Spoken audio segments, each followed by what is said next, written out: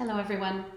This is, I believe, our final video for Carrie's Doctor of Ministry project on communion and playfulness. And this particular video has to do with the history of communion and generally as well as within the United Church of Canada.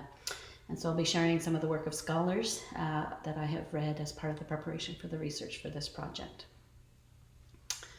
My research into the history of Eucharistic thinking in the United Church of Canada included a variety of sources, including Charlotte Caron's Eager for Worship, Professor William Curven's Gathered for Worship, and the recently published Theology of the United Church by Schweitzer and others.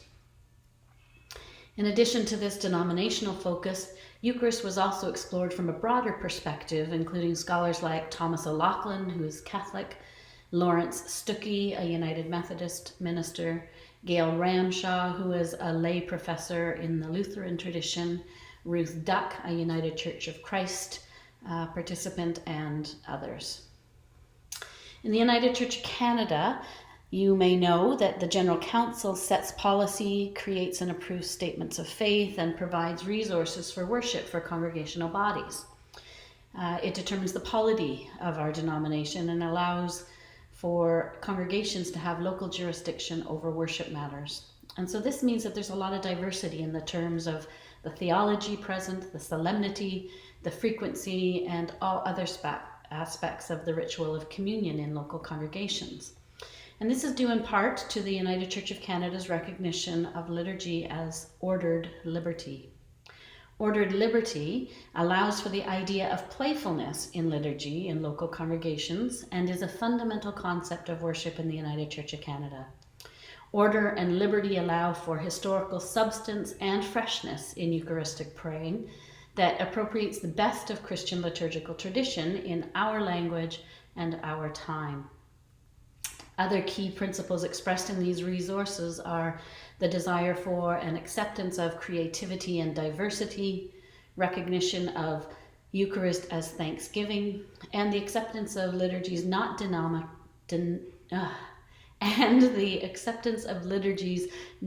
dominically prepared and vetted. All of these prepare the way for us to imagine more playful communion liturgies.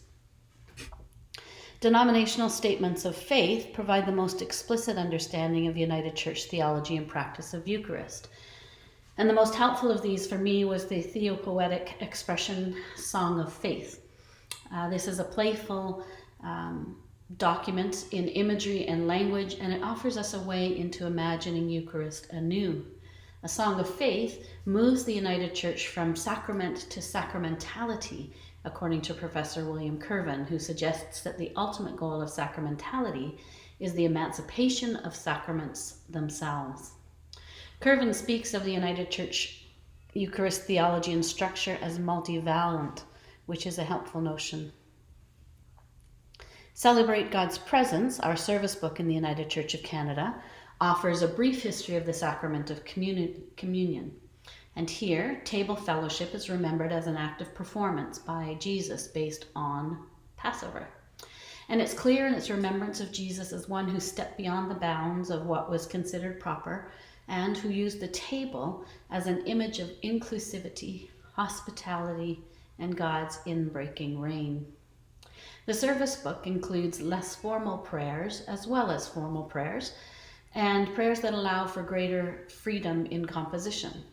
It offers a variety of liturgies to celebrate the sacrament of communion, and diversity is expressed in terms of the form, the style, the length, as well as referencing historic and ecumenical versions of the Eucharistic prayer.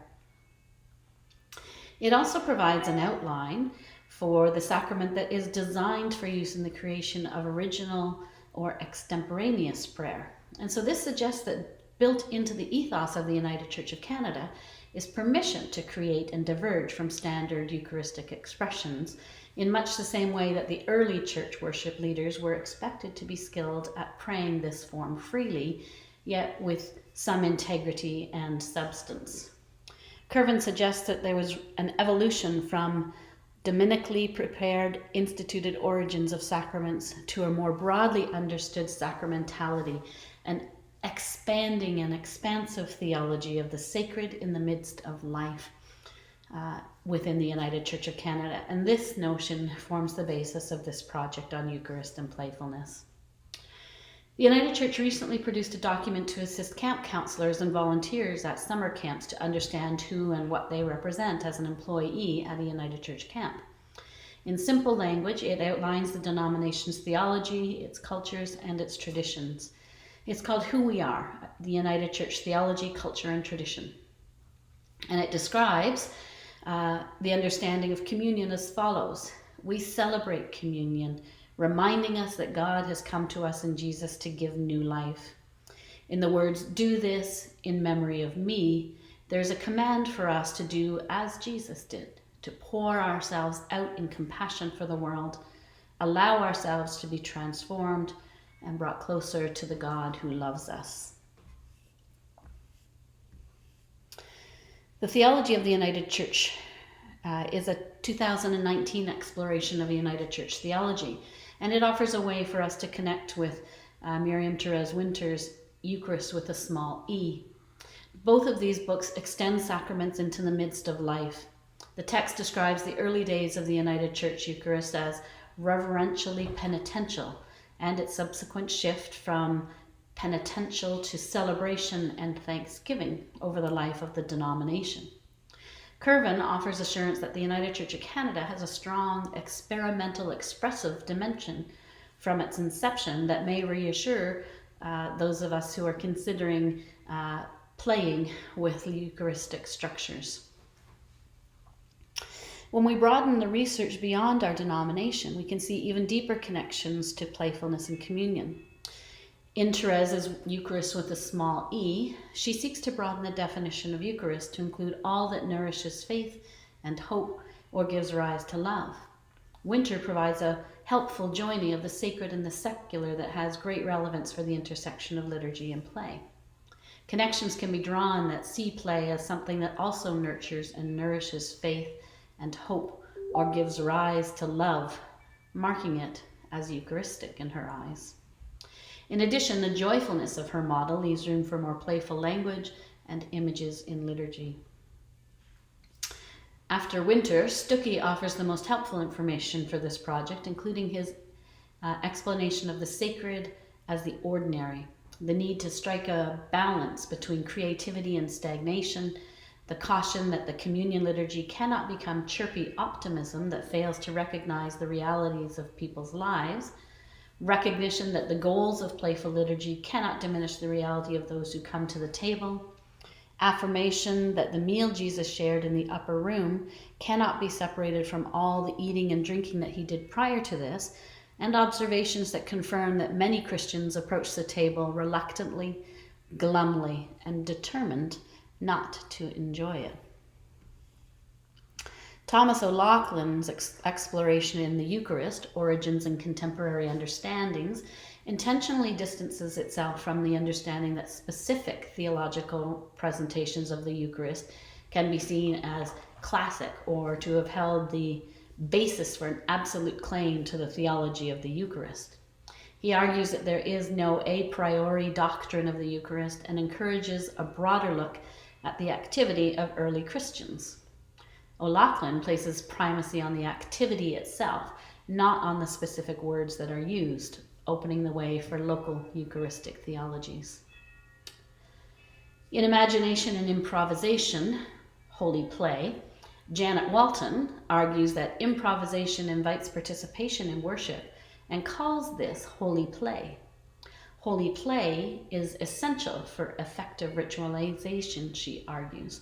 And play is not a disregard for tradition, but rather a texting of traditions, rites, and texts.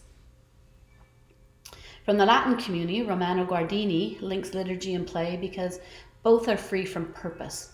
Liturgy understands aims and purposes, but is geared toward grace. Liturgy seeks to teach, but not by means of achieving aims, which connects it with play. For Guardini, liturgy is not work, but play.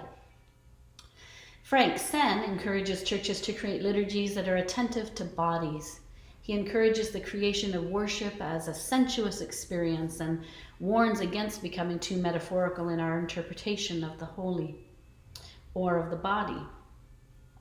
He's referencing the body of Christ, the Eucharistic body, and the ecclesial body when he's speaking in this way. Referencing the Eucharistic body, Sen argues that rituals should use actual food that literally feeds the physical body, and he introduces the idea of Eucharist as a symposium, a Thanksgiving meal, and encourages congregations to recover it as an actual meal, and offers a meditation on communion through the use of the 5 senses.